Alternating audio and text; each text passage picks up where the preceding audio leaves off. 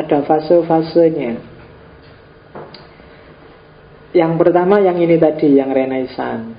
Jadi mendobrak kehidupan terkungkung oleh agama, kemudian diserang untuk kita bebas. Wong kita manusia itu bebas kok. Dan sebenarnya ideologi kebebasan itu sudah lebih awal lahir dan subur di dunia Islam. Meskipun Islam kemudian seret, macet, dan hilang. Tapi ini etos rasionalitas kebebasan ini hidup lagi di Barat. Dan itu yang dibawa oleh orang-orang Barat dari dunia Islam.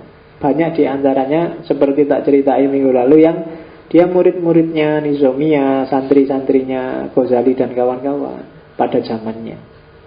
Terus pulang ke Barat, termasuk para pendeta mengajarkan kebebasan berpikir dan yang sejenis itu. Jadi ideologi yang bilang bahwa kita itu punya potensi. Kalau Allah itu sudah menganugerahkan banyak sekali fasilitas, baik fasilitas yang inherent dalam diri kita maupun fasilitas eksternal. Ketika Allah dulu menciptakan kita itu sebenarnya sudah lengkap. Kamu dikasih akal, dikasih naluri. Dengan ini saja sebenarnya kamu sudah bisa ketemu Allah. Cuma karena manusia itu males terus sering melenceng. Akhirnya Allah, loh kok malah melenceng. Ya sudahlah, tak kasih juklak, tak kasih petunjuk langsung, terus jadi wahyu itu.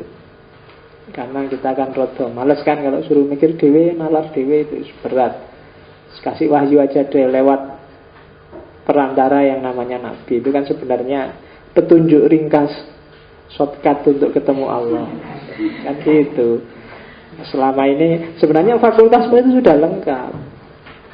Kamu pakai akal, pakai naluri, pakai nurani, pakai intuisi, itu kamu sudah bisa ketemu Tuhan dan segala perangkatnya. Hanya saja mungkin Tuhan tidak telaten, suwi menungso. Bahkan kalau dibiar-biarin malah sakar dewe, malah rusak. Loh. Gimana kok tidak bisa memanfaatkan potensinya sendiri? Akhirnya diturunkanlah wahyu sebagai fasilitas tambahan yang bantu kita ketemu Tuhan lewat perantara yang namanya Nabi. Cuma lah kok pada akhirnya orang menyikapi wahyu ini secara apa, kalau bahasa Inggrisnya idolatri, dijadikan berhala baru yang malah membelenggu potensinya tadi. Itu yang dilihat oleh orang Barat modern awal. Loh kok malah kita nggak jadi manusia? Padahal dulu diturunkannya teks wahyu itu kan dalam rangka kita jadi manusia yang benar seperti yang diinginkan oleh Allah. Lah kok gara-gara wahyu kita malah nggak jadi manusia? Ya kan? Kita merasa mendahulukan wahyu, tapi sebenarnya kita kehilangan misinya wahyu. Itu kan yang terjadi ketika, loh kok bisa orang gara-gara wahyu bunuh orang? Padahal wahyu itu sebenarnya arahnya mungkin nggak ke situ. Wahyu itu justru untuk bikin manusia jadi manusia yang sebenarnya, bukan manusia yang jadi Tuhan. Sekarang kan banyak manusia yang jadi Tuhan, dalam tanda petik. Enggak, wahyu itu bikin manusia jadi manusia yang benar. Nah kalau kita jadi manusia aja belum bisa, apalagi jadi Tuhan. Dan itu yang terjadi di abad tengah awal. Para gereja, para pendeta itu kan memposisikan dirinya kayak Tuhan, kayak juru bicaranya Tuhan. Pokoknya apa yang aku lakukan ya berarti ini maunya Tuhan. Saya tidak tahu di Islam ada apa enggak yang kayak gini ya. Dia memposisikan dirinya kayak Tuhan. Fatwanya bernilai ilahi. Saya fatwa bernilai ilahi itu. Seolah-olah kalau nggak ikut fatwa itu berarti menentang kehendaknya Allah. Loh itu tadi dia yang bikin kok, sekarang Allah disuruh tanggung jawab. Kan gitu. Itu yang terjadi. Gereja itu kan minggu lalu tak bilang sampai bisa bikin sertifikat penebusan dosa. Loh itu kan luar biasa. Makanya kalau bisa ya masjid ini itulah, kalau sudah kehabisan modal kita jual aja sertifikat penebusan dosa untuk jamaah masjid Sudirman. Kamu habis dosa apa terus ke sini daftar ke takmir, terus ditulis Pak silakan dosanya apa, terus kasih amplop, dikasih stempel sah, dosanya diampuni. Laris itu. Ini dosanya besar apa kecil Pak? Kalau kecil tarifnya 500.000, kalau agak besar 1 juta, kalau sangat besar 5 juta Pak, karena ini harus mungkin gitu. Saat itu terjadi gitu. Manusia itu kan bahasa kasar dari ketika manusia menuhankan dirinya sendiri. Oleh karena itu orang harus dilepaskan dari gaya yang kayak gini nih. Itu tidak sesuai dengan misi kita diturunkan oleh Allah ke muka bumi. Kita diturunkan tidak untuk bikin chaos, tidak untuk bikin rusak, tidak untuk tidak memanusiakan manusia. Orang boleh disebut kafir, boleh disebut murtad, tapi tetap dia harus diperlakukan sebagai manusia. Orang boleh saling tidak setuju, saling beda pendapat, beda mazhab, tapi tetap perlakukanlah yang beda dengan dirimu itu sebagai manusia. Biar kita tidak teralienasi, terasing dari diri kita sendiri. Nanti mungkin kamu yang ganas-ganas itu waktu tua baru lulu, aku kok bisa sesat di situ ya. Banyak loh yang simbah-simbah sekarang cerita, mungkin zaman PKI dulu dia dengan sadisnya bantai orang, sekarang baru sadar. Aku ya yang kayak gitu itu, mungkin dia baru gitu, baru ingat. Mungkin waktu bantai dia nggak ingatnya marah terus.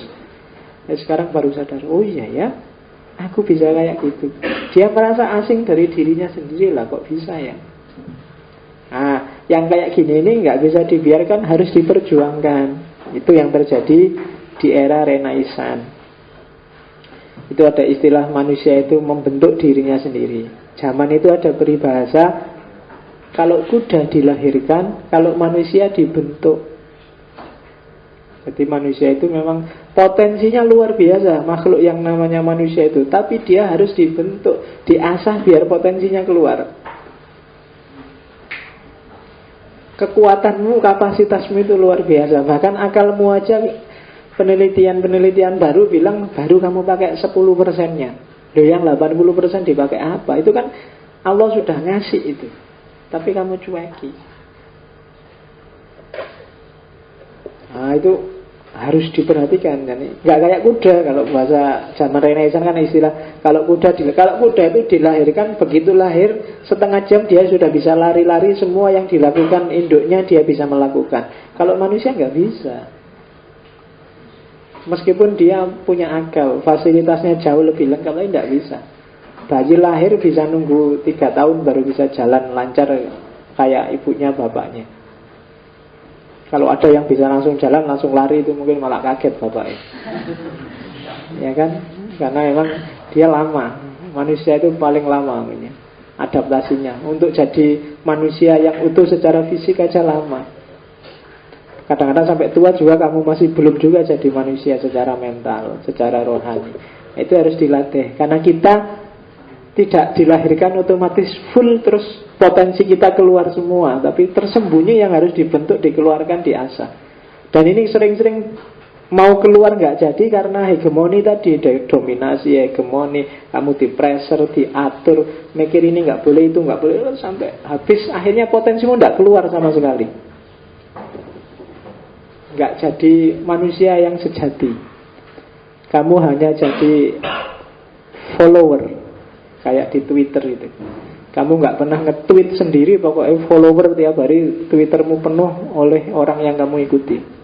Tak bayangkan mungkin isi kepalamu sama otakmu itu isinya gitu. Semua cuma ngikuti orang, yang dirimu sendiri nggak ada, karena kamu nggak berani.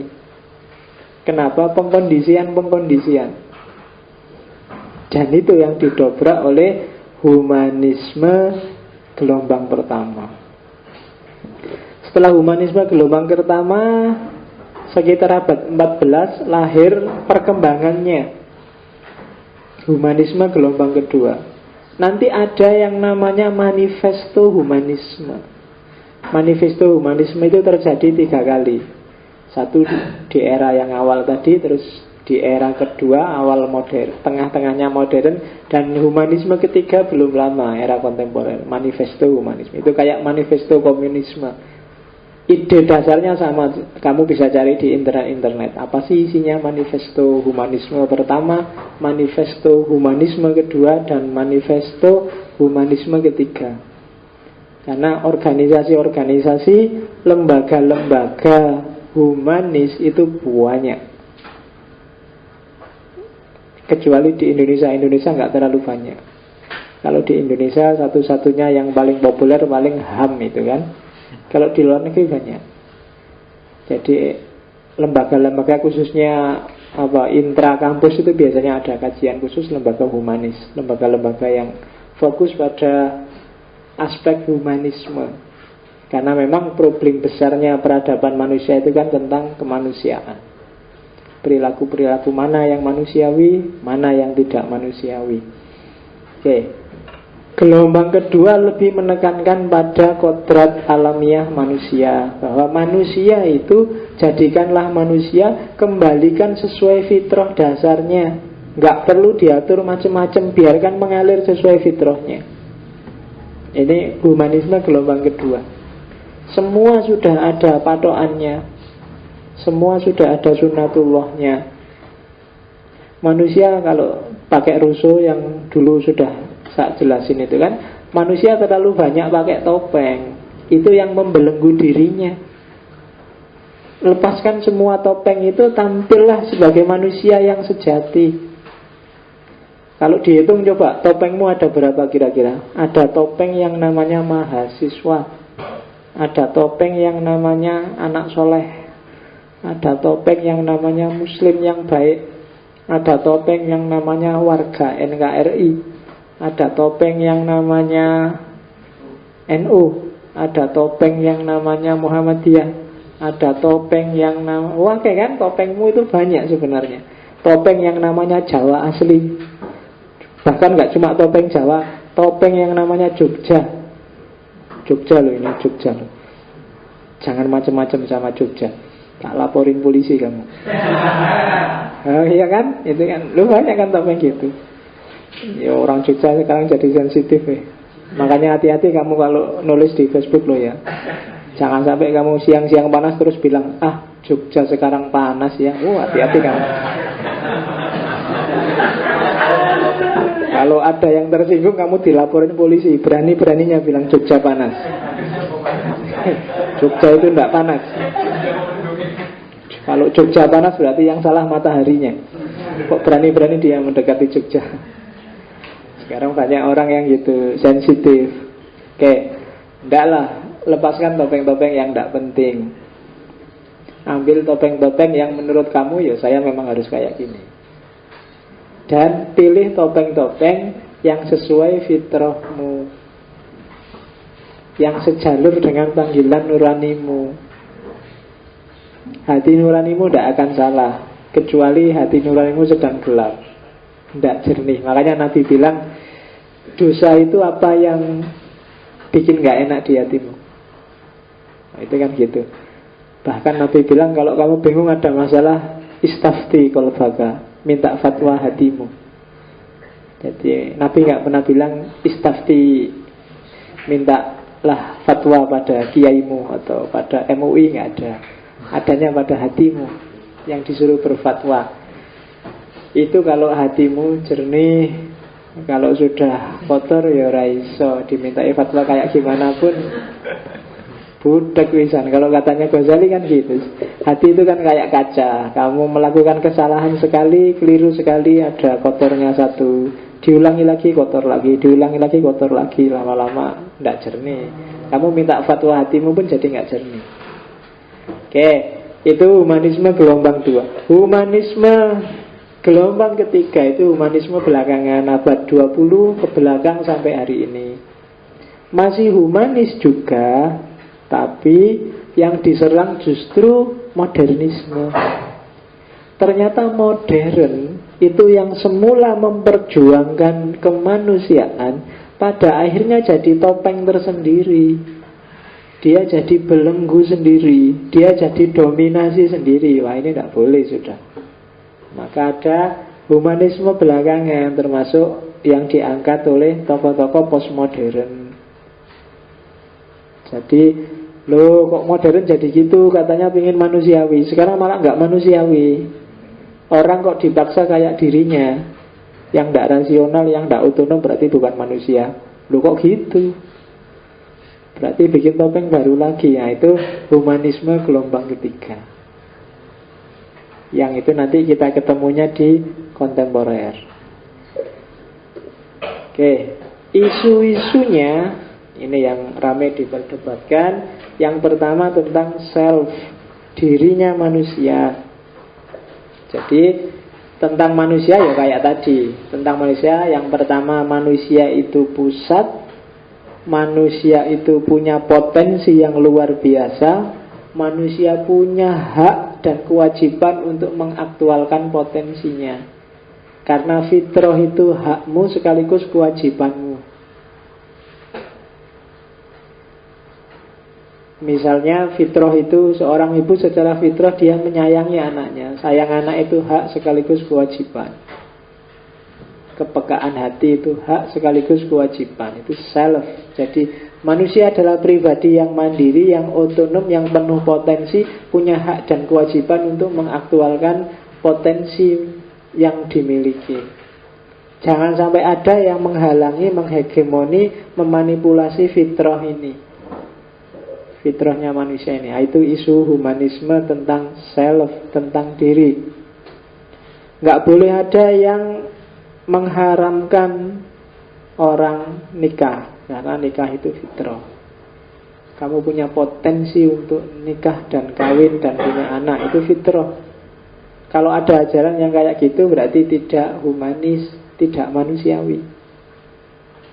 Tidak boleh ada yang melarang manusia yang boleh melawan orang tuanya. Manusia bisa menentang orang tuanya. Itu menentang fitrah, karena secara fitrah orang biasanya sayang pada orang tuanya. Itu self. Kamu punya potensi itu. Yang kedua, hakikat manusia. Humanisme yakin bahwa hakikat manusia itu baik. Potensi-potensinya itu baik semua, asal digunakan sesuai porsi dan proporsinya. Kawin itu fitrah dan pasti baik, kecuali digunakan tidak sesuai porsi dan proporsinya. Jadi kamu nikah terus kawin sama istrimu itu baik, bahkan sangat baik, wong itu fitri. Tapi kalau kamu nggak proporsional, hasratmu untuk kawin itu kamu ngecer kemana-mana, itu enggak. Penyelewengan dari fitrah berarti enggak baik. Jadi fitrahnya benar. Lupa, kan fitrah Pak, saya cowok suka sama cewek. Iya, cuma cara menggunakannya yang kamu keliru. Betul. Cara mengaktualkan potensimu itu yang enggak pas. Kan gitu. Jadi fitrahmu baik, tapi kalau tidak sesuai dengan dalam porsi dan proporsinya, ya perlu dipermasalahkan. Karena ketika itu tidak sesuai dengan proporsinya, kamu akan nabrak fitrah, nabrak hak dan kewajibannya orang lain. Itu pasti. Ya kayak tadi, kalau kamu suka ngecer kan kasihan nanti calon suaminya yang kamu ngecer. Kasihan nanti gimana ngatur urusan keturunan, urusan legalitas anakmu, macam-macam, panjang resikonya. Setiap dosa, setiap kesalahan, setiap penyelewengan dari fitrah itu mesti resikonya besar. Ya kayak tadi loh, fitrah bahwa kamu sayang sama anakmu, ingin membiayai anakmu sampai kuliah. Tapi kalau caramu membiayai dengan cara korupsi, itu penyelewengan dari fitrahmu. Jadi sudah keluar dari hakikatnya. Karena korupsi itu justru tidak fitri dalam dirimu. Korupsi itu kan maling. Maling itu kan sesuatu yang anti fitrah, karena manusia tidak dikasih potensi untuk maling. Nah, itu hakikat manusia. Isu humanisme lagi, isu kebebasan dan otonomi. Setiap manusia itu bebas dan otonom, diakui atau tidak diakui, meskipun bisa dihalang-halangi. Tapi tidak bisa orang tidak mengakui otonomi manusia. Menghalang-halangi bisa.